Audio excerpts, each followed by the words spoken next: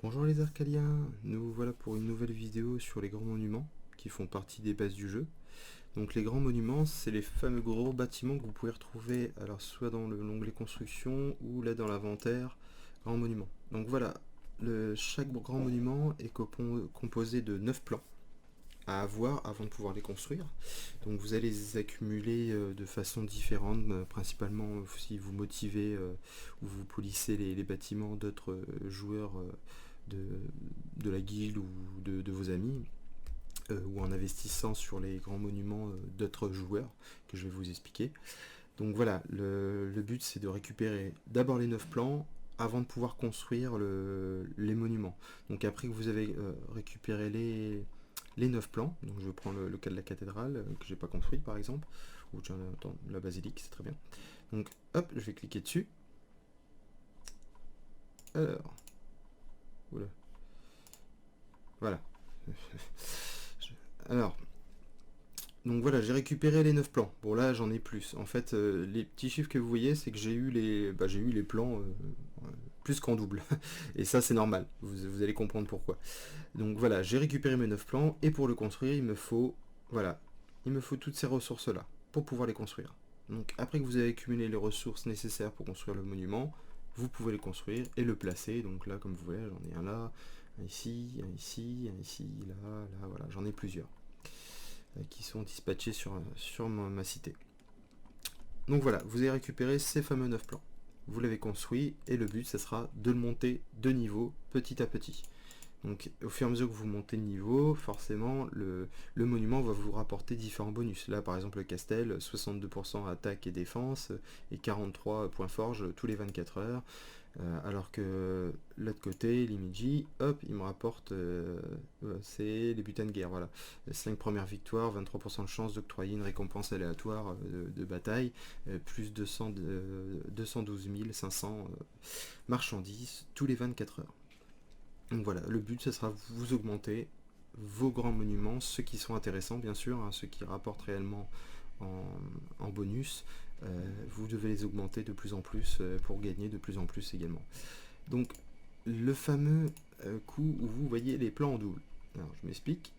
Par exemple, ici, mon armée de terre cuite, hop, voilà, j'ai les plans en double. Je suis au niveau 8 sur l'armée de terre cuite. Donc chaque grand monument, quand vous les avez placés, du niveau 0 au niveau 10, il n'y aura pas besoin de plan. Vous les montez, voilà, vous mettez des points forges, vous demandez à des gens d'investir dessus, voilà.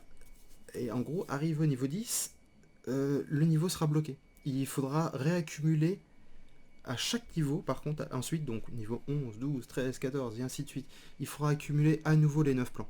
Donc là, pour le coup, là, si je prends l'exemple du niveau 11 sur mon armée de terre cuite, il n'est pas débloqué, mais j'ai suffisamment de plans pour le débloquer. Voilà, et j'ai suffisamment de plans pour le débloquer encore 8 fois de suite, vu qu'ici j'ai 8 plans.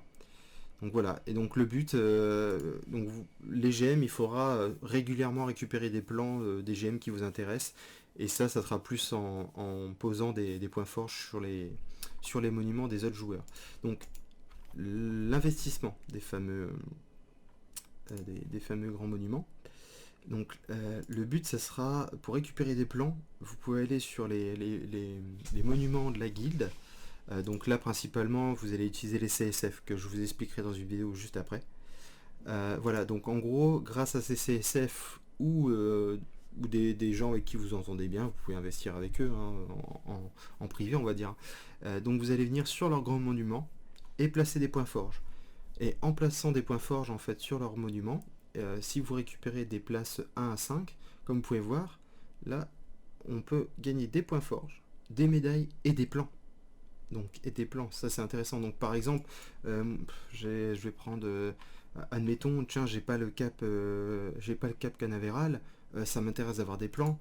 Je vais essayer de voir avec Gala ou par les CSF de placer des points forges sur son cap canavéral. Comme ça, moi si je peux récupérer 5 plans, 3 plans, 2 plans, ça va me permettre après d'accumuler dans mon inventaire des plans du monument qui m'intéresse. Voilà, alors c'est aléatoire par contre, hein. Donc ça malheureusement il faudra des fois être patient. Mais voilà, le but ça sera d'accumuler des plans et d'avoir les fameux 9 plans. Et dès que vous les avez, vous pourrez poser le monument qui vous intéresse. Alors, petit aparté, c'est ce que je disais, en fait, par exemple, là, voilà, lui, je l'ai jamais construit. Athénium, j'ai pas tous les plans. Et bien, comme vous pouvez voir, il me manque des plans, et il me propose, voilà, d'acheter les plans avec des diamants. Ne le faites pas, hein. Voilà, c'est inutile. Gardez absolument vos diamants pour les extensions de terrain sur votre ville. Mais voilà, là, donc, moi, le but, c'est, tiens, j'ai envie d'installer ce grand monument, le bonus, il m'intéresse. Qu'est-ce que je vais faire? Alors, soit sur les CSF, je verrai que quelqu'un pose ce monument-là, donc je vais essayer d'investir dessus. Soit je vais directement aller voir les gens de ma guilde, regarder les monuments qu'ils ont à dispo. Bon, il l'a pas par exemple, mais voilà. Jusqu'à temps que je trouve quelqu'un qui a le monument qui m'intéresse. Et à partir du moment que j'ai trouvé cette personne, je peux lui envoyer un message en disant tiens, je recherche des plans sur ce monument, est-ce que je peux investir sur ton monument en point forge? Et voilà. Et que c'est comme ça que vous allez récupérer des plans. Il n'y a pas grand chose à dire de plus là-dessus. Voilà, le but c'est j'accumule des plans, j'ai les ressources, j'installe mon monument, j'augmente les niveaux de ce monument et je récupère à nouveau des plans pour pouvoir débloquer les niveaux suivants. La petite chose que je peux vous dire en plus, c'est les monuments, on va dire, que je trouve importants, ou du moins que vous pouvez placer dès le début. Il y a Zeus, qui est très, il prend pas de place et il est très pratique en attaque et en défense. Même si vous n'êtes pas militaire, prenez-le. Vous avez le phare d'Alexandrie qui rapporte pas mal de ressources et en plus la marchandise, ça permet d'être un peu autonome quand vous êtes au début du jeu grâce à ce monument-là. Donc dès que vous pouvez, placez-le aussi.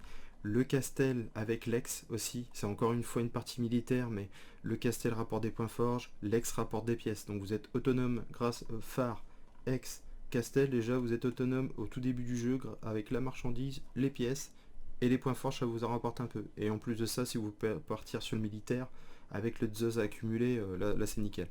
Et celui à ne pas oublier, l'arche. Voilà, l'arche qui sera important pour tout ce qui est boost GM, 1 neuvième et même CSF hein, pour le coup. Mais voilà, ceux-là, c'est les vitaux si vous arrivez à foncer pour les avoir. Après les autres, vous les placerez par question de pratique. Moi, l'Imeji, je l'ai placé parce qu'il rapporte énormément de marchandises. Et voilà, les seuls bâtiments de marchandises qui me restent, c'est pour faire les événements, c'est tout. Après, j'ai la tour d'innovation qui est plus besoin de bâtiments pour accueillir des gens. Rien qu'avec ça, j'ai suffisamment ce qu'il faut pour avoir la population de ma ville. Enfin voilà, il y a des petits trucs. Le cap, alors le cap c'est pour apporter des points forge à foison. Voilà, il y a d'autres monuments qui viendront s'imposer au fur et à mesure du jeu. Mais voilà, les principaux, c'est ceux que je viens de vous citer juste avant. Et j'espère que ça vous aura aidé en tout cas, et je vous souhaite une bonne journée et à la prochaine.